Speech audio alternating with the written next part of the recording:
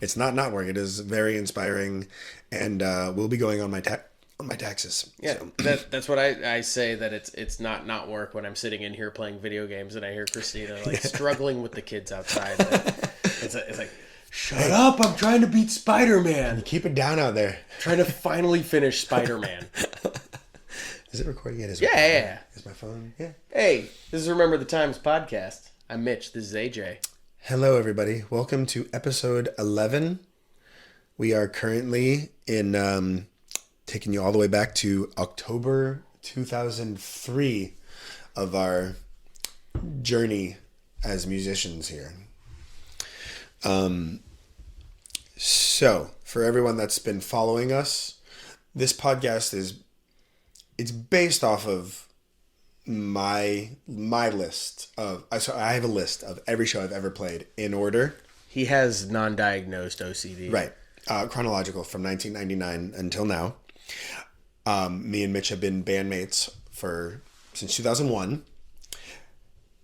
Although he has not been at every show, we've still been bandmates literally the entire time. So he's either even when we're not playing together, I've been talking to him about a show that we have when I'm home, or there's actually going to be a couple stories coming up that I think would be very important to hear completely from your side of the story. But that's for later on, because those are going to be weird ones.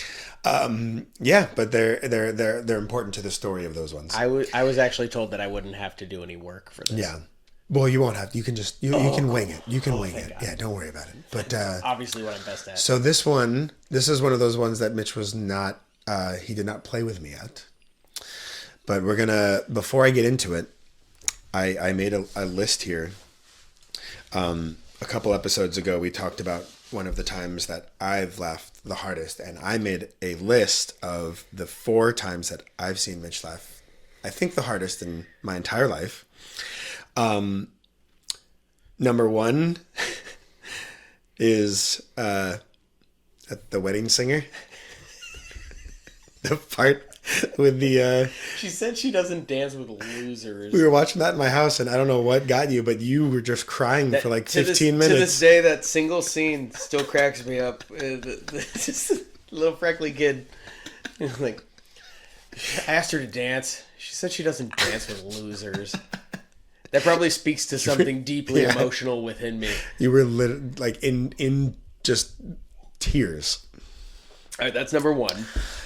Number 2 is an incident with a houseboat that we will not speak of, but you might have lost it even more on that one. We don't want to implicate anybody who is involved, but there was a videotape of somebody doing something we're not going to say. Yeah, but there was a houseboat involved. That's all we're going to say. The houseboat incident is probably one of my top 3. Like I cried laughing moments. You were. Oh my god.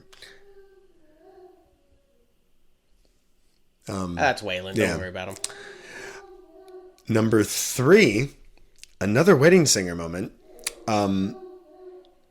We were both groomsmen in a wedding of our friend, and the day before, I get a text from our friend saying, "You better have a speech prepared." But I'm not the best. I'm not the best man. I didn't know. I've never been to a wedding that every groomsman has to have a speech. No. So I thought he was just joking. That's I'll be there. I'll be ready. So I didn't prepare a speech whatsoever. And turns out we did have to make a speech. And I had nothing prepared. Luckily, I have memorized Steve Buscemi's best man speech from The Wedding Singer. So I said that. It did not. It was not well received. It was there was maybe a. You were dying. Yeah, I was dying. My now wife was dying at the time too. We recognized what you were doing. Everybody else was just like, the fuck is this guy talking about? You're just quoting verbatim the speech from Steve Buscemi as the drunk best man on The Wedding Singer, and there was a couple other people giggling too. But yeah, that was very funny. Remember that time we I guess we were prostitutes, but I don't remember paying. In fairness, that wasn't the worst speech that happened. No. I mean, I think I did a pretty good job. Yeah. Yeah, especially considering I had nothing prepared. Like I remember one of the sisters of the bride talking about anniversaries being an important thing that you have to arrange with your husband. So I definitely wasn't the worst one. Yeah. That's terrible. I mean, that was funny too. That's pretty funny. Everybody had good laughs. Well done. It was a drunken night around a campfire. So, this last time, I think this might be the topper for this episode. This is later in the month of October, so this is like about 2 weeks after the last episode. You're not playing this, but our good buddy John, for some reason, he'd never played a show, and he had just started playing the guitar, and he wanted to play at my alma mater, American Martyrs. He wanted to play at that fair. So apparently we're a fair band, the parish fair. And he asked me, Chris, and our bass player, Sean, since we all used to go there, to play with him. And now you remember this, I'm assuming, where this is going. Well, so a little backing up a little bit. Most episodes, AJ provides me with some notes to kind of like give me a rundown of what's going to happen. I'm finding this out at live time. Ground zero here, yeah. Yeah, so I'm finding this out at the same time you are. I love this story. Please continue. So this was, again, we said we were getting into metal, but Sing the Sorrow and like the Screamo thing had just really started coming out. Avenged Sevenfold and all that stuff were playing. Son of Sam, all heavily influenced on us. And me and John, I think we're nobody else had done it yet. Like we were starting to like just wear makeup, talk about it. We were painting our nails, just dabble in the more like dabble in it. The more like showy side of the metal. Yeah. And we decided that we wanted to do this at the show. Chris and Sean went just full Misfit style, like only black. But the girl I was dating at the time wanted to do mine. And I mean, I wanted it more like, yeah. But my girlfriend at the time did me and John's makeup. But she did it like she did her own makeup. Yeah. That's the problem. So I had blush on and everything. You looked like a 10-cent whore. You did not look like you were gonna go to a metal show. You had blush. You look like a little Russian doll. You're already laughing this hard, but this isn't the point that made him laugh. Okay. I'm 16 years old. Me and John have makeup that look, as Mitch said, a 10-cent whore. And a 10-cent sex worker, excuse me. In walks my dad to our room. He had never seen me wear makeup before. This was the first time he saw us wear makeup. And at this point, if you've listened to the earlier episodes, has been nothing but supportive the entire time. Financially and spiritually and morally. And he just, I mean, he didn't think we were good, but that's beside the point. He still was very supportive, even though he had ears. Yeah. Anyways, he opens our door, and the look on his face, you just lost it. Well, so I remember specifically, AJ is getting his makeup done by his girlfriend. She's painting his face with all the colors of a Parisian whore. And his dad opens the door and goes, gives him a look, like just a stern look, and then AJ looks over with like a little smile because we'd just been talking about something funny. So he's got like a little smile on his lips, looks over his dad and blinks a couple times with eye makeup and the cheek makeup done, and his dad goes, "Oh," and he just closes the door and bails. Yeah, that was you. I think that was the hardest you've ever laughed in your life. Just the look on his face, like you lost it. The timing and structure. Right. Did you hear that you fucked your relationship with your dad? I wasn't going to bring this up, but it's really funny. And it might make the story make a little more sense. Go on. So John, the guy who wanted us to do the show and the one that I decided to wear makeup with, And I can't remember if it was mentioned earlier, but John will be coming up way later in other episodes. John has been around, and he will continue to be around. You earlier in an earlier episode called him a little chaos agent because twice you tried to punch me because you thought I was doing something messed up, and it was actually John. John is still that guy to this day. He likes to poke just to see what he can make happen. Yeah. So not only am I wearing makeup with John right here, but he had just recently made websites about you and me. Do you remember this? Did he make them about? Was I one of the websites? Yeah. I remember it was only me and you. Oh, Josh was one too? Josh all right, so maybe one about all three. The little towel picture. No. That was one. No. Oh. He made one about me and you separately. Okay. About us being gay. But not just gay. It was like, it said that we were gay and it just had a picture of a porn star on the website. Yeah. And it was I think it was early days GeoCities when anybody could make a website. Yeah. We could have easily just made fun of John for like, he had to go look those pictures up yeah. and then copy paste them onto the website. But honestly, the amount of time and effort he put into it, you had to respect it. But it was a solid break. But unfortunately, because we were 16 years old, 16. Like that's a very solid burn. That's a solid somebody burn. Gay at that time. Yeah, in 2003, whatever 2003, it is. It was the meanest thing you could do to somebody who wasn't. It was never talked about, but the site that John made about me was left up on my parents' computer. So my dad opens the computer to just some guy shirt cocking it. Like Jesus Christ, it's just the real Donald Duck. Yeah. Wearing a nice t-shirt and nothing hanging dick. And so that was days before this happened. So this was confirmation for him. And we were wrestlers, and it was just I think it was just a whole.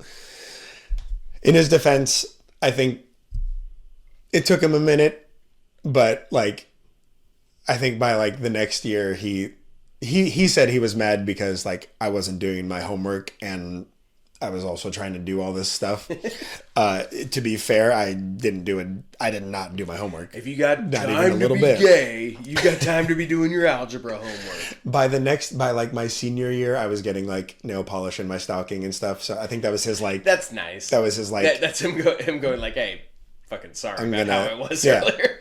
But I think it was just all at once. That is.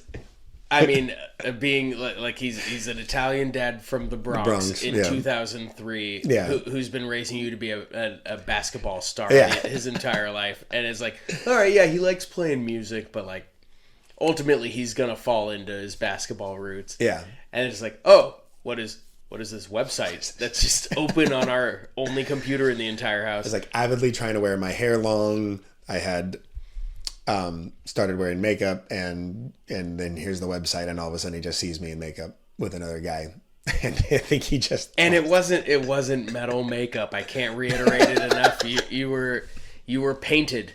Yeah you look like you're not wrong. Straight out to the corner to make somebody not that much money but a little bit of money. A little bit. You weren't not working.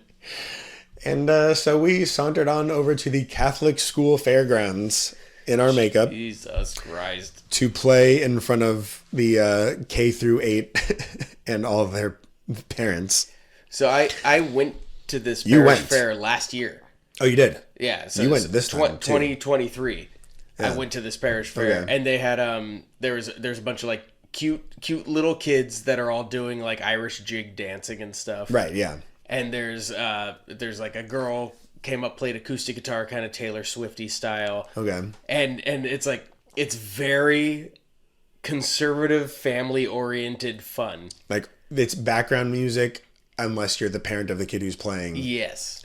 And then then there's a beer garden not too far away where the dads the dads are all going to work the beer garden and then they're just going to drink all day and watch football. And here we are with our makeup sauntering in there playing a bunch of Misfits and AFI songs. Hi, we're ready to play. I remember specifically you guys playing Fall Children. We played Fall Children. We learned Secret Ninja, which I was really stoked about. Another AFI song. We let Sean sing Days of the Phoenix, which... Sean, who was an honor student at this school. And it's like, oh, Sean Grant's gonna come back and he's gonna like sing a song with his band. It's probably gonna be so good. And he comes like, I remember well. And then we let Chris sing Skulls again. Yeah. I don't know if he dropped to his knees again this time, but he did. I think he did every time. Probably, yeah. he screamed. So we're in our makeup, and all of Chris is screaming, and all the parents are just taking their kids away. Like, what is demons? It was. So the parish fair happens during October, so it's kind of Halloweeny. Yeah. It can be Halloweeny, but it's at a Catholic school, so it's not explicitly pagan and Halloween. So that was. It's funny that you didn't give me any notes for this one because I was just there. Yeah, it's weird. Not too long ago, and I was trying to recount to my wife also went to American Martyrs. Yeah. And I was trying to explain to her, like, yeah, AJ and, like, a couple other people played here, and I don't fucking remember why. Like, how they got the gig, what the purpose of them playing here was, and why anybody allowed it. I don't know why. The thing I'm lost on is that, like, I remember it was John's idea that we did it. Mm-hmm. John had no ties to that school, so I don't know how he got us to do it. Or I don't know. I don't remember. All I remember was all of that other stuff surrounding it and it being like, that was a day. That was quite a day. That was a weird day. Yeah. And, so I guess October didn't end so well. October 2003. But it took us a while to get back on our feet after that one. That was... I remember you guys, like, trying to look metal when you played... but really just looking like ghost pirates, like you were doing like a costume as like this was pre Pirates of the Caribbean the movie, but you looked like you belonged in it in Davy Jones's ship. Yeah, it's just like you had like your long hair and your black makeup, and you're just like Fall Children. It could not have gone well. There's no way. No, there's no way. No way at all. I think by the time that it ended, it was pretty much just the people that came there. Like, I can't believe they're about to do this. Just you, and a couple other people who were laughing. Well, because we were filming our Jackass videos at the time. Oh yeah, right? Guaranteed. So I think that this is probably like lumped in with that a little bit, where it's like let's do something crazy and like outside of the. Yeah, maybe that was it. It's kind of, but there's no video of it. No, there is a video of this. Oh really? I distinctly remember being like watching Sean and Chris sing. So, but it wasn't videotaped the same way that we filmed all of our Jackass videos. I don't think so, but my dad had the same high 8 kind of nonsense that we had, didn't he? I think. Yeah. Maybe. So maybe he came down and filmed it anyways. No, he was supremely like, upset at me. Super embarrassed of my son right now, but I'm not gonna not film him. Still supporting me. Yeah. All the way through. Even though he was very upset about it. Really doesn't want to. Yeah, that feels like parenting to me. Yeah, pretty much. I'm getting there.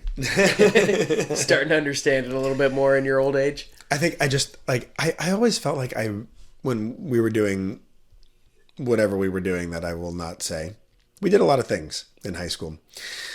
And I always felt like I had a really good handle on it. Like, I wasn't, like, gonna, like, ruin myself. But if either of my kids do like half the things we did, I'm going to be really bummed.